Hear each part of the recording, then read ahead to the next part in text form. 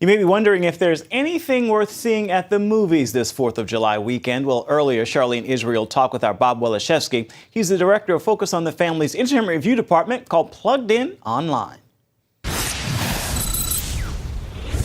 Bob, let's start with the new sci-fi adventure flick called Earth to Echo. Is it family friendly?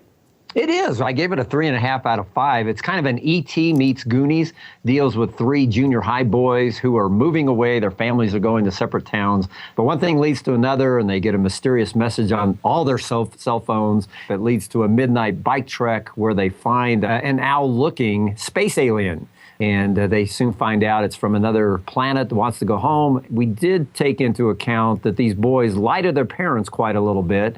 And when they take off from their homes on bikes about midnight, kind of a dangerous trek. So we did knock it down for that. But it is the type of problematic material that most families would want to talk through rather than sexual material, extremely violent material to talk about lying and this kind of issue. Would be a good teaching tool to teach media discernment. So a 3.5 out of 5, definitely targeted to your junior high audience. All right. Well, talk about Deliver Us from Evil. It's an R-rated horror movie, but I understand it's made by a Christian. Yeah, we typically don't talk too much about R-rated films here, but I think an exception could be made because of Scott Derrickson, the Christian director who's behind this. I will say this. By the end of the movie, you feel that Jesus Christ had the power to overcome this demon-possessed person and exorcise the demon.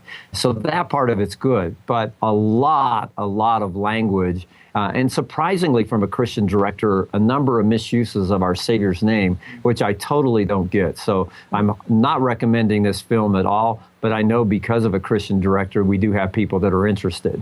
Interesting. Well, finally, conservative author Dinesh D'Souza has a new documentary about America. What's the message in that movie?